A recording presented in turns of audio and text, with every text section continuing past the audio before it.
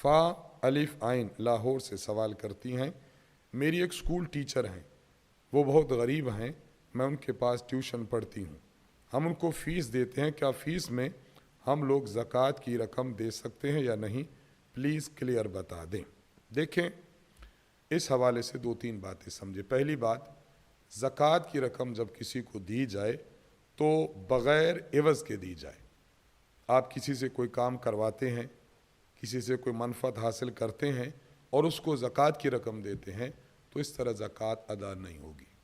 घर में मुलाजिम है, मुलाजमत करता है, मुलाजमत के एवज़ ज़कात की रकम देते हैं, ये जायज़ नहीं है।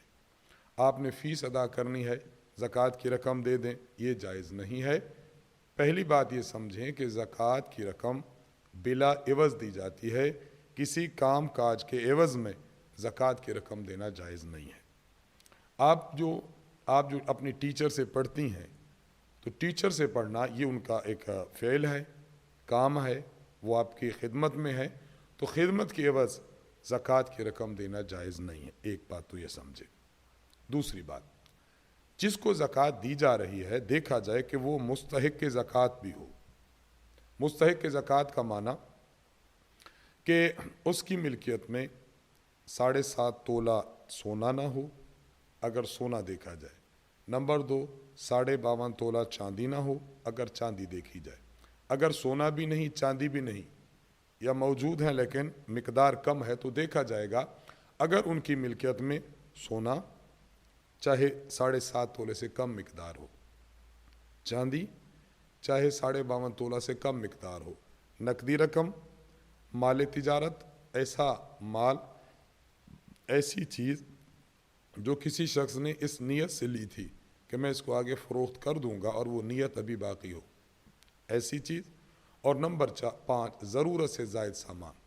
अगर किसी की मिल्कियत में ये 5 चीज़ें, इन 5 का मजमुआ या इनका बाज़, यानी कुछ चीज़ें मौजूद हैं, उन तमाम की कीमत अगर 52.5 तोला चांदी के बराबर है, तो फिर ये मुस्तहिक़ ज़कात नहीं है।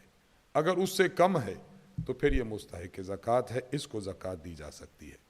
तो ये बुनियादी तौर पर 2 बातें समझें कि जिसको ज़कात दी जाए बग़ैर एवज़ के दी जाए, और नंबर 2, जिसको दी जाए वो उसका मुस्तहिक़ भी हो। और तीसरी बात भी हम अर्ज़ कर देते हैं कि अगर आप उनको ज़कात की रकम देंगी तो आपकी फ़ीस तो अदा हो जाएगी, लेकिन ज़कात अदा नहीं होगी। आपके तवज्जुह से हम दीगर अपनी बहनों बेटियों से भी अर्ज़ करना चाहेंगे कि अगर इस तरह का कोई मामला हो, तो इस तरह के मामलात में ज़कात की रकम को इस्तेमाल न किया जाए। आपके घर में कोई नौकरानी काम करती हैं, आप ज़कात की रकम देना चाहती हैं, तो उसकी तनख्वाह में न दें।